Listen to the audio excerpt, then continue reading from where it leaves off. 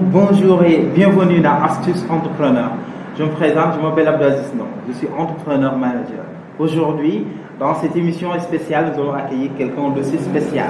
Voilà, la PDG de Dress Evita, Awa Diagne Diong. Bonjour Awa.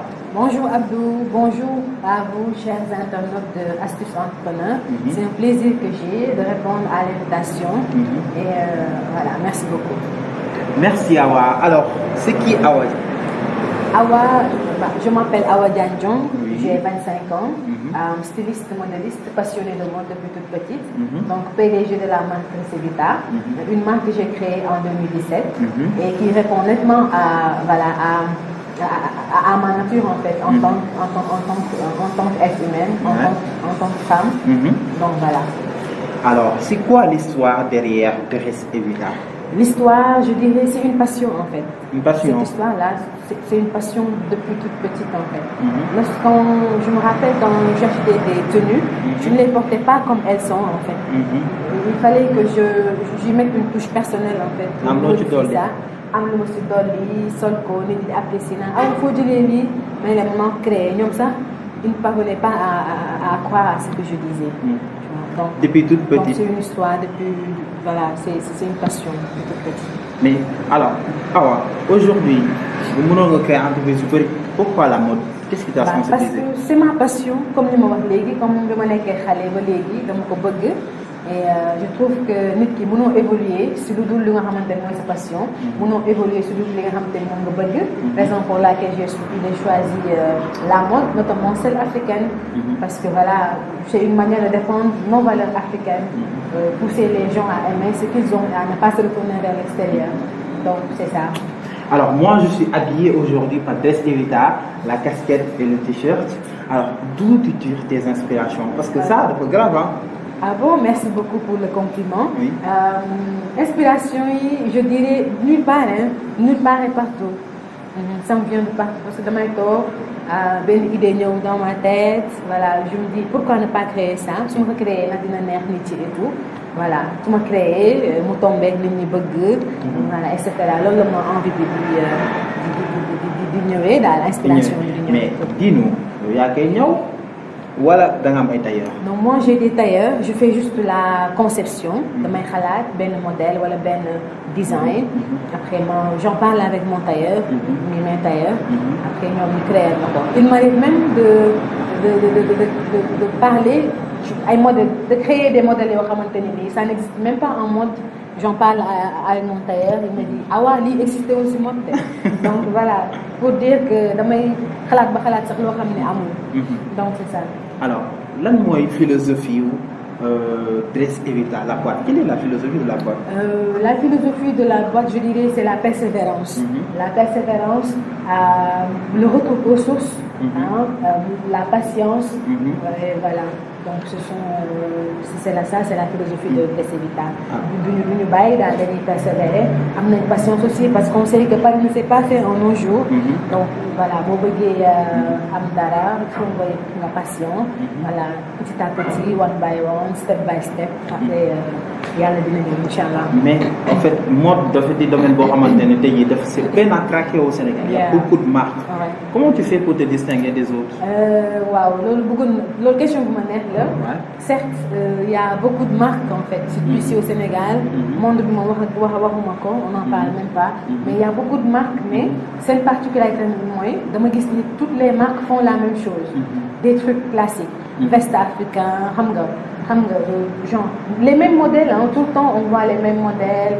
Tout le temps, on voit que qui fait dépliquer et tout. Il n'y a pas d'innovation.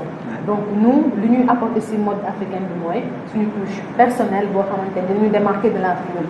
Parce que vous voulez donc nous voulons marquer de notre empreinte en fait sur ce territoire mode africain. Donc dès que nous c'est une touche personnelle moi nous démarquer aussi. Mais alors, vous pouvez citer un peu les produits qui sont exposés. C'est un service de ay yére jigéen yére góor robe voilà, robe, taille basse, veste africaine, comme j'ai dit tout à l'heure. Nous faisons aussi de la décoration intérieure. Oui, décoration intérieure. Coaching en entrepreneuriat aussi, on le fait. Ah bon? Donc oui, ça fait partie de nos services. Donc voilà, en gros. Accessoires et tout ce qui touche à l'africanité en fait.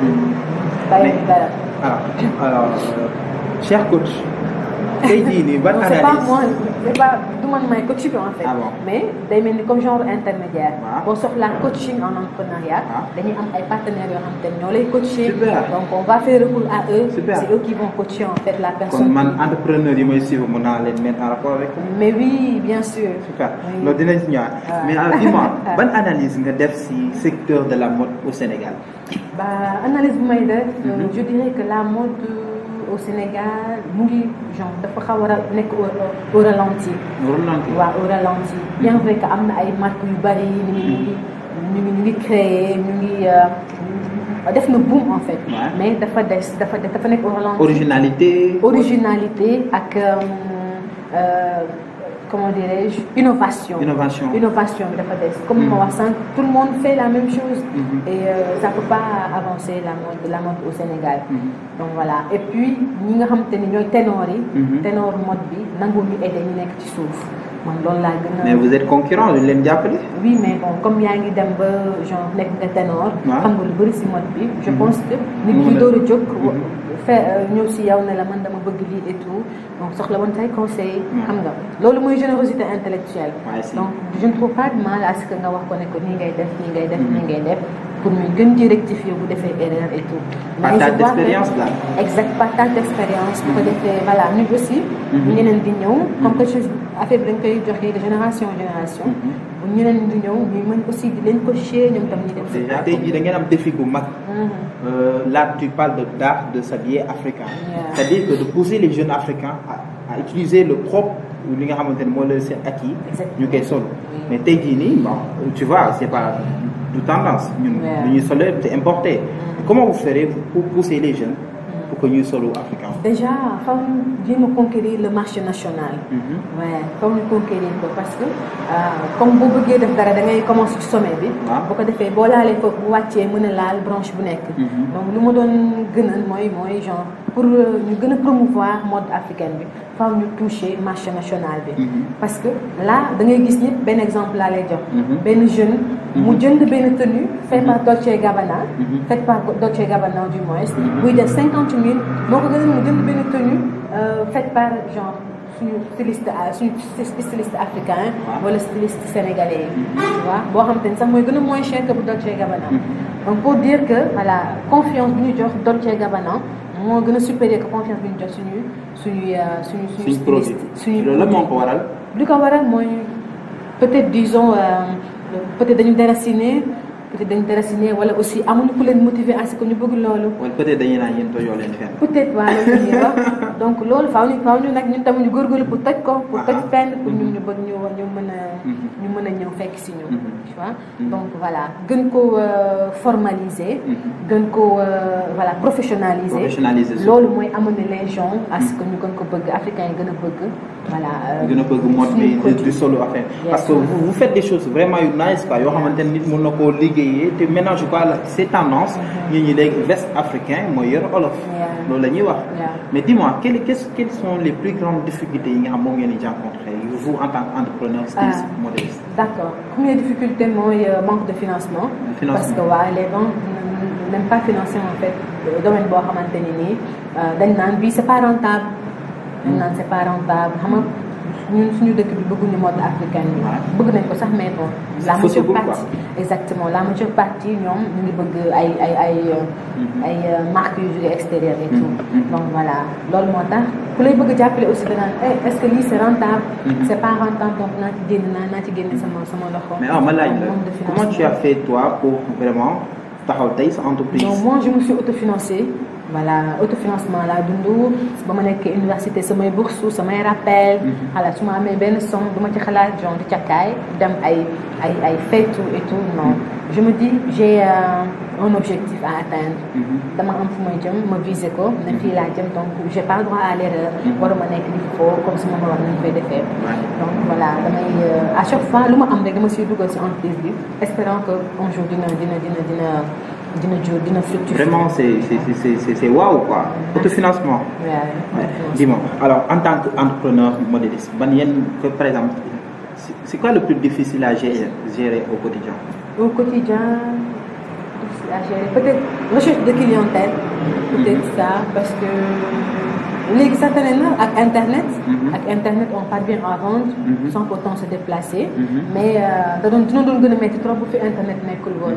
parce que clients yi léegi déplacé tuñ di dem si boutique yi. di jënd et tout. Oui, c'est surtout à cause de la Covid-19. affaire bi nekk au ralenti. mais heureusement il y a internet. ñoom boo dugalee say produits rek bu ñu gisee. ils te contactent nga defal leen après nga livré leen. donc difficulté la du difficulté la parce que bu fekkoon da nga leen doon xaar pour ñu ñëw ñoom bu ñu ñëwatee parce que amuñu temps en plus Covid bi et tout déplacement yi day jafe. mais du difficulté parce que internet est là. à chaque fois problème bu tegu rek am na solution. Voilà. Dress Evita ñaata collection la amagum.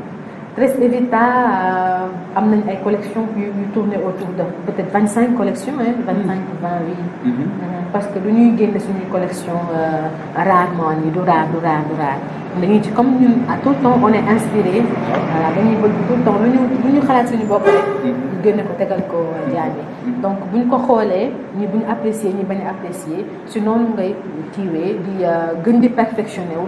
ne lii lañ bëgg d'accord la clientèle n'aime pas ça la clientèle aime ça. donc ngay gën di rectifier wu.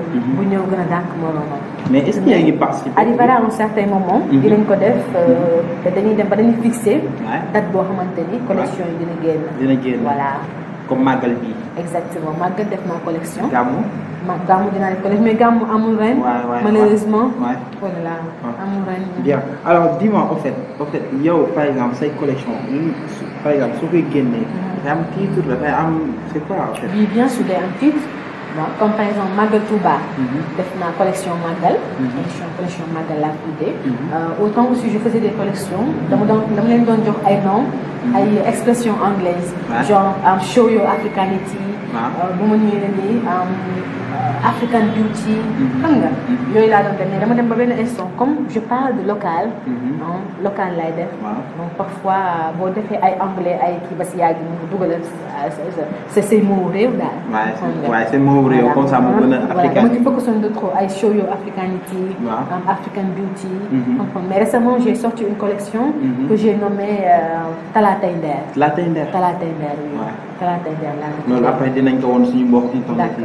alors tey jii Awa lan nga leen di wax ñoom ñi nga xamante ne ñoom ñoo ñuy seetaan des passionnés de mode ñi nga xamante ne bëgg nañ lancer aussi dans le même domaine tey jii ban message nga leen di lancer. message bi may lancer képp ku nga xamante ne domaine bu mu mënti doon bu mu nekk mode kese. boo nekkee jeune domaine bu mu mënti doon. boo ci bëggee lancer wu ben vas-y. boo amee tuuti wala nga am lu bari loolu ça importe peu. l'essentiel mooy la passion que tu voues à cette affaire-là. voilà donc sa passion dund ko nga am dara wala nga am bañ a am dara. au fur et à mesure ngay dem même boo ci gañewul xaalis yaa ngi ciy gagné expérience bu bari. te voilà bu nit ñi di ut alal utal expérience ak mbooloo mi. donc c'est ça bu ngeen amee benn idée rek d'entreprendre foncez. lii am suba kenn xamul mais l'essentiel soyez je sais pas comment dire. soyez vous-même. Voilà, ayez confiance en vous. donc voilà le reste ñu bàyyi si loxo yàlla ça va aller inchallah. soyez vous-même, ayez confiance en vous. Je crois que c'est moi qui ai dit une émission. Awa. Mais en fait, am na loo xam ne dama la koy bëgg a laaj tout le temps. ban plaisir ngay gën a am si liggéey bi ngay def. man plaisir bi daf may habiter tout le temps. à tout moment daf may habiter. su may defar damay am plaisir su may créer damay am plaisir bu nit jëndee damay am plaisir bu ma nit oowee ne ma Awa ce que tu m'as vendu j'ai vraiment aimé voilà bonne continuation su lu ngay def damay am plaisir parfois aussi nit oo ma ne ma yow yaa defaral diw lii mais j'aime bien vos créations. nan laay def ba liggéey si et tout loolu c'est un plaisir. et ça revigore. donc voilà plaisir bu ngand laa ci am. dama koy dund daal. je crois que plaisir boobu rek ça suffit quoi en fait. Ouais. Alors, chers internautes, c'était Awa Diandiong, la PDG de Dress Evita, moom lañ recevoir tey ci suñu émission mu partager une expérience. Voilà. En fait, l'objectif comme ni nga waxee, c'est d'amener des entrepreneurs wan leen yéen aussi mën ngeen ko def. Alors, le chemin est là, parcourez, faites votre propre chemin, dem leen ñu am. C'est Aziz donc dans Astuce Entrepreneur. Toujours comme j'ai l'habitude de le dire, Astuce Entrepreneur, ce sont les chemins les plus étroits pour les sommets les plus hauts. Astuce.